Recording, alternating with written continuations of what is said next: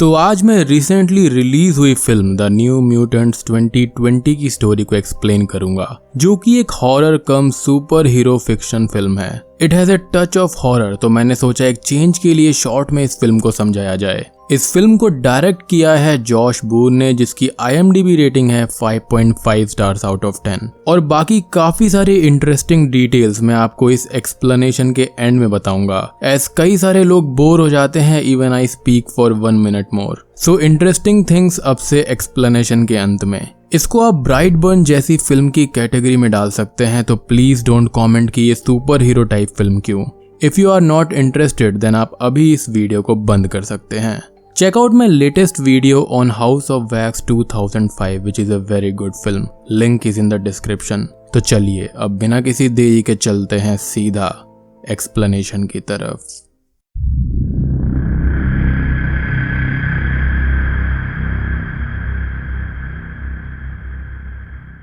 Film की कहानी एक नेटिव अमेरिकन गर्ल डैनी मूनस्टार की वॉइस के साथ में शुरू होती है, जिसमें वो अपने डैड की एक बात को कहती है। सभी लोगों के अंदर 2 बेयर्स यानी कि भालू होते हैं, एक अच्छाई हमदर्दी से भरा हुआ और दूसरा भय और आक्रामकता यानी कि एग्रेशन से भरा हुआ। देन फिल्म की स्टोरी आधी रात के वक्त में दिखाई जाती है, जहां पर डैनी को उसके डैड विलियम नींद से उठाते हैं। उन पर कोई सुपरनैचुरल ताकत हमला कर रही थी। डैनी के डैड उसे एक जगह पर छुपाकर दूसरे लोगों को बचाने के लिए जाते हैं और कुछ ही देर बाद उनकी डेड बॉडी डैनी के सामने गिरती है। डैनी डर के वहां से भागने लगती है और वो सुपर नेचुरल ताकत उसका पीछा करती है, जिस दौरान डैनी अब दौड़ते दौड़ते पहाड़ से नीचे गिर जाती है एंड शी बिकम्स अनकॉन्शियस। खैर डैनी अब एक मेडिकल फैसिलिटी में उठती है, जिसकी इंचार्ज होती है doctor Reyes. Doctor Reyes Danny से ये कहती है कि उसकी फैमिली समेत आसपास के सभी लोग एक टॉर्नेडो एक्सीडेंट में मारे गए हैं, सिर्फ वो अकेली बची हुई है क्योंकि वो एक म्यूटेंट है। डॉक्टर रेस ये कहती है कि ये जगह एक स्पेशल हॉस्पिटल है म्यूटेंट्स के लिए, जहां पर उनको ठीक किया जाता है। डैनी को ये सब सुनकर बहुत ही ज्यादा शॉक लगता है। वो ये कहती है कि वहां कोई भी टॉर्नेडो नहीं आया था, बल्कि कोई ताकत थी जो कि उसका पीछा कर रही थी। उसका ये भी कहना था कि वो कोई म्यूटेंट नहीं हो सकती, उसके पास कोई भी सुपर पावर्स नहीं है। यहाँ पर डैनी मात्र 16 साल की थी। डॉक्टर रेस ये बताती है कि म्यूटेंट्स की पावर प्यूबर्टी के वक्त आ जाती है, पर डैनी के केस में 16 साल तक उसे पता ही नहीं था कि वो एक म्यूटेंट है और उसकी क्या शक्तियां हैं। डॉक्टर रेस अब डैनी का इंट्रोडक्शन फैसिलिटी के बाकी बच्चों से करवाती है, यानी कि अदर म्यूटेंट से। रेन जो कि अपने आप को एक वुल्फ में कन्वर्ट कर सकती थी, उसकी पावर्स तब जागी थी जब चर्च के एक प्रीस्ट ने उसे विच समझकर मारने की कोशिश करी। इनिशियली उसने उस प्रीस्ट पर ट्रस्ट किया था, बट उसने उसको ही गलत समझ लिया कि वो एक विच है। वो उस ट्रॉमा से आज तक गुजर रही थी। दूसरी लड़की का नाम था इलियाना, जिसके पास पर्पल कलर का एक ड्रैगन हैंड पपेट था, जिसे वो लॉकहेड कहती थी, और उसकी शक्तियां थी टेलीपोर्टेशन और अपने एक हाथ से पर्पल लाइटनिंग ब्लेड का हमला करना। रॉबर्टो डी कोस्टा ब्राजील के एक रिच फैमिली से था, जिसके पावर्स कोई नहीं जानता था। और आखिरी में आता है सैम। वो कैंटकी में रहने वाले एक पुअर कोल माइनर का बेटा था जो फ्लाई कर सकता था। वो जेट स्पीड जैसा तेज था, but he wasn't good at landing. First day Iliana Danny को बुली करती है, जिसके चलते डॉक्टर रेस उसको डैनी को कैंपस दिखाने के लिए कहती है। बाहर जाते ही डैनी ये देखती है कि वहां पर कोई वॉल नहीं थी, ना ही कोई सिक्योरिटी गार्ड। वो उस फैसिलिटी में भागने लगती है, बट तभी वो डॉक्टर रेस की फोर्स फील्ड से जा टकराती है और वो नीचे गिरती है। इलियाना ये कहती है कि ये कोई हॉस्पिटल नहीं है, बल्कि एक केज है और वो उसकी न्यू मेंबर है। डैनी अब अपने पेन के चलते सुसाइड करने के लिए क्लॉक टावर से जंप करने लगती है, पर तभी वहां पर रेन आकर उसको समझाकर वापस ले जाती है। डैनी अब अपने रूम में वापस आकर सो जाती है और डॉक्टर रेस फैसिलिटी में हर जगह CCTV लगाकर सब पर मॉनिटरिंग कर रही थी। अब रात में सोते हुए डैनी से वो एक पावरफुल एनर्जी को डिटेक्ट करती है, पर एनर्जी कहीं पर भी मैनिफेस्ट नहीं हो रही थी, जो कि एक स्ट्रेंज बात थी। इसी वक्त सैम और रॉबर्टो लॉन्ड्री रूम के अंदर थे। जब रॉबर्टो वहां से जाता है तब सैम को वॉशिंग मशीन अपने आप हिलते हुए दिखाई देती है और उसमें एक हाथ भी दिखता है। जैसे ही वो उस मशीन को छूता है तो सीधा अपने डैड के कोल माइन में चला जाता है। वहां पर कुछ कोल माइनर्स कोल को डिग कर रहे थे और उसके डैड भी वहां पर थे। इस सब को देखकर वो डर जाता है, हाथ पैर उसके कांपने लगते हैं। तभी उसे कोई फोर्स जोर से वहां से बाहर पटक देती है और उसे चोट भी लग जाती है। अगले दिन जब फ्री टाइम में सभी लोग एंजॉय कर रहे थे तब इलियाना फिर से डैनी को बुली करने लगती है। इस बार डैनी गुस्से में उसे एक मुक्का मार देती है। इलियाना भी अब गुस्से में अपने हाथ को सोल सॉर्ड में कन्वर्ट करके डैनी पर हमला करने जाती है, बट तभी वहां पर डॉक्टर रेस आकर अपने फोर्स फील्ड से दोनों को फाइटिंग करने से रोक लेती है। दोनों को सॉलिटरी कन्फाइनमेंट में पनिशमेंट के तौर पर रख दिया जाता है। डैनी इलियाना को अपने आप से ही बात करते हुए सुनती है। अब फ्लैशबैक में ये दिखाया जाता है कि इलियाना एक छोटी बच्ची है और उसे स्माइली फेस वाले कुछ लोगों ने किडनैप कर रखा हुआ है और वो उसको मोलेस्ट कर रहे हैं। मीनवाइल डैनी को एक नाइटमेयर आता है जहां पर वो एक स्नोफील्ड में है। वो उसके असली घर के आसपास था। वहां उस पर 2 रेड आइस वाली कोई ताकत हमला करती है। डैनी एकदम से डर के चिल्लाती है और डॉक्टर रेस उसको वॉच कर रही थी। उसके स्क्रीन पर एनोमली डिटेक्टेड का मैसेज फ्लैश होने लगता है। जब वो जाकर देखती है तो डैनी की पूरी बॉडी पानी से गीली हो गई थी।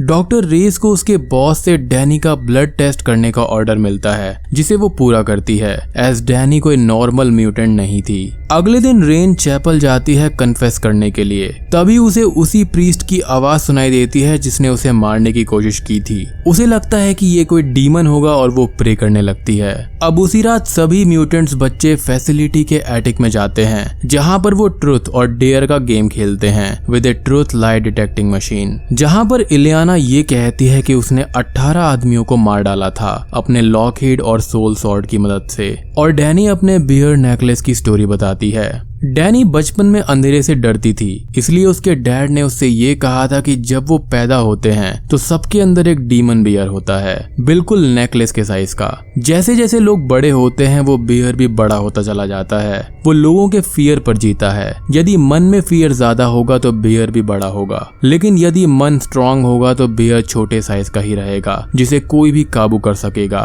डैनी ये कहती है कि ये नेकलेस उसको अपने फियर को काबू में रखने की याद दिलाता है। अगले दिन इलियाना डॉक्टर रेस की चाय में बेहोशी की दवा डालकर उसे बेहोश कर देती है ताकि वो सब एंजॉय कर सके। बाद में सभी बच्चे पार्टी करते हैं। इन बच्चों को ये लगता था कि डॉक्टर रेस के जो बॉस हैं वो एक्समैन से हैं, और इस फैसिलिटी में अपने पावर को कंट्रोल करना सीखने के बाद में वो एक्समैन म्यूटेंट एकेडमी जाने वाले हैं। पार्टी के बाद में सैम रॉबर्टो से ये कहता है कि उसने एक्सीडेंटली कोल माइन में अपने डैड और उसके क्रू को मार डाला था। क्लॉस्ट्रोफोबिक होकर उसने कंट्रोल खो दिया और वो सारे लोग मारे गए। ये बात आज भी उसको हॉन्ट करती है। कुछ ही देर के बाद में रॉबर्टो इलियाना को पूल में देखता है और उसे ज्वाइन करता है। वो दोनों हुकअप करने लगते हैं और रॉबर्टो जब भी सेक्सुअली एक्टिव होता है वो वार्म होने लगता है। वो इलियाना से ये कहता है कि उसने अपनी गर्लफ्रेंड को जलाकर मार डाला था इंटीमेट होते टाइम, एज उसकी शक्तियां थी कि वो सुपर हाई टेम्परेचर्स पर खुद को ले जा सकता था। बट तभी एक दूसरे शॉट में हमको ये दिखाया जाता है कि इलियाना दूसरे कमरे में है और अपने नॉर्मल ड्रेस में है। इधर स्विमिंग पूल के अंदर अब एक डिमोनिक क्रीचर जिसका चेहरा रॉबर्टो की एक्स गर्लफ्रेंड से मिलता था वो प्रकट हो जाता है। उसकी पूरी बॉडी फायर से जल रही थी। रॉबर्टो इसे देखकर डर जाता है और चिल्लाने लगता है। फैसिलिटी के अंदर जितने भी फायर अलार्म थे वो सब बजने लगते हैं, जिससे डॉक्टर रेस जाग जाती है। जब सभी लोग रॉबर्टो के पास आकर देखते हैं तो उसकी बॉडी भी फायर में कन्वर्ट हो गई थी। अपेरेंटली उसकी सुपर पावर यही थी, वो अपने आप को फायर में कन्वर्ट कर सकता था, बट उसको प्रॉपरली कंट्रोल करना नहीं आता था। डॉक्टर रेस रॉबर्टो को पूल में धकेलकर उसे शांत करती है। इलियाना वहां आकर ये कहती है कि वो कभी भी स्विमिंग पूल के अंदर नहीं थी। रॉबर्टो अब गुस्से में डॉक्टर रेस से ये कहता है कि ये फैसिलिटी हॉन्टेड है। डॉक्टर रेस इलियाना को फिर से सॉलिटरी में डाल देती है। डॉक्टर रेस डैनी पर और टेस्ट कंडक्ट करती है। डैनी को अब कुछ इमेजेस भी दिखाई देती हैं जहां छोटे छोटे बच्चों को कैप्टिव बनाकर म्यूटेंट की ट्रेनिंग दी जा रही थी। ये इमेजेस ट्रांसजेन फैसिलिटी की थी जो कि फिल्म लोगन में दिखाई गई थी। उधर इलियाना का सॉलिटरी चैम्बर का डोर अपने आप ही ओपन हो जाता है और स्माइली फेस वाला इमेज दीवार पर बनता है, जिससे वो डर जाती है। दूसरी तरफ रेन शार ले रही थी, लेकिन तभी उसे फिर से उसी प्रीस्ट की आवाज सुनाई देती है जिसने उसे विच कहकर टॉर्चर किया था और उसको एक निशान दिया था। पर इस बार वो प्रीस्ट खुद फिजिकली हवा में से प्रकट हो जाता है और हॉट रॉड, जिसमें W का साइन था, शॉर्ट फॉर्म फॉर विच, उसको रेन के गले के पास लगा देता है। रेन चिल्लाकर वुल्फ बनकर बहुत तेज दौड़ती है, जिसको सभी लोग आकर देखते हैं। रॉबर्टो ये कहता है कि उसका कहना सच है, ये सच में हो रहा है और ये प्लेस हॉन्टेड है। तभी इलियाना वहां पर आकर ये कहती है कि ये सब डैनी का किया धरा है, उसने ईविल को यहाँ पर जन्म दिया है।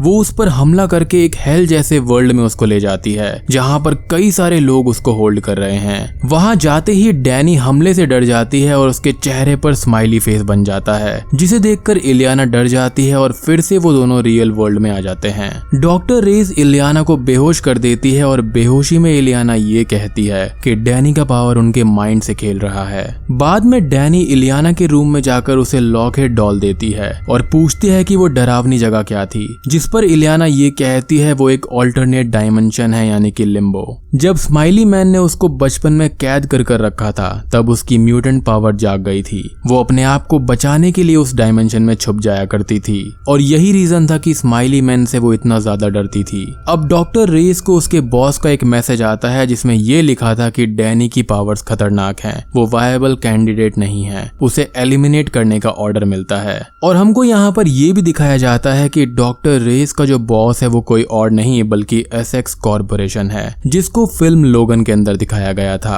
अब डॉक्टर रेस डैनी पर और टेस्ट करने के बहाने उसके 4 फ्लूइड में पॉइजन डालकर उसे मारने लगती है। रेन को इसकी भनक लग जाती है और वो वुल्फ बनकर डॉक्टर रेस पर हमला करके उसे घायल कर देती है।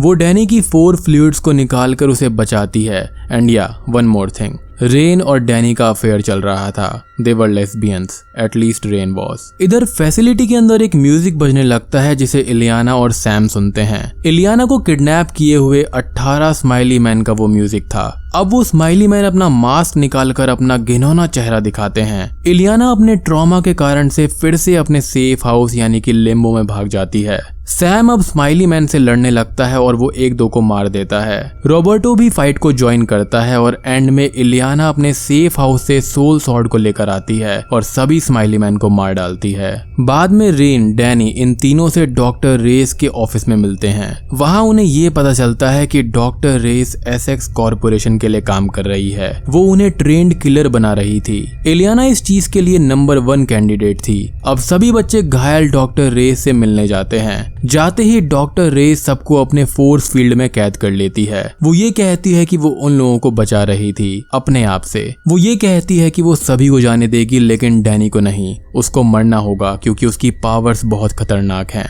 वो उन सभी के अंदर की सबसे डरावनी घटनाओं को फिजिकली मैनिफेस्ट करती है और बार बार उन्हें जीने पर मजबूर कर देती है, जब तक वो उस ट्रॉमा से मर ना जाए। तो ये सब जो अभी तक हो रहा था वो डैनी सब कॉन्शियसली कर रही थी। वो जो सुनती या फिर सबके अंदर के डरों को फील करती, उसी को सबको जीने पर मजबूर कर देती थी। डॉक्टर रेस डैनी को मारने जाती है, बट तभी फैसिलिटी का ग्राउंड अपने आप शेक होने लगता है। वहां पर एक हाथी जैसे साइज का एक बड़ा सा 2 रेड आइज वाला बियर यानी कि भालू वहां पर आकर डॉक्टर रेस पर हमला करता है और उसको मार डालता है, जिससे बच्चे अपने फोर्स फील्ड से आजाद हो जाते हैं और डैनी बेहोश हो जाती है। ये वही डीमन बियर था जिससे डैनी बचपन से डरती थी। उसके पावर्स उसे भी अपने ट्रॉमा को बार बार जीने पर मजबूर कर रहे थे। फिल्म की स्टार्टिंग में यही बियर ने उसकी फैमिली को मार डाला था। अब डैनी सेमी कोमा स्टेट में चली जाती है, जहां पर वो फिर से एक स्नो फील्ड में है। इधर इलियाना फिर से लिम्बो में जाकर सोल सॉर्ड लेकर आती है। इस बार उसका लॉकहेड डॉल भी जिंदा होकर एक मिनी ड्रैगन का रूप ले लेता है। इलियाना फाइट करती है, पर डीमन बियर काफी ज्यादा ताकतवर था। सैम, रेन, रॉबर्टो की पावर्स भी उसे रोकने में कामयाब नहीं हो पाती। डैनी की सोल जो थी वो एक अलग ही डायमेंशन में थी, जहां पर वो काफी डरी हुई थी। बट तभी वहां पर डैनी के डैड उसके पास आकर उसे लड़ने के लिए कहते हैं, अपने डर पर कंट्रोल करने के लिए बोलते हैं। डैनी भी अब हिम्मत करके सेमी कोमा स्टेट से बाहर आ जाती है। उस डीमन बियर की आईज में देखकर उसे शांत करती है। वो बियर कुछ देर बाद हवा में गायब हो जाता है। And now bear will fight alongside him. अगली सुबह सभी बच्चे फैसिलिटी से बाहर आते हैं, देखते हैं कि फोर्स फील्ड गायब हो गई है। अब यहाँ पर वो सब फ्री हो गए थे और आसपास के टाउन की तरफ जाने के लिए रेडी थे, जो कि वहां से 30 किलोमीटर दूर था, जिसके बारे में डॉक्टर रेस ने ही उनको बताया था। और बूम, फिल्म यहीं पर खत्म हो जाती है।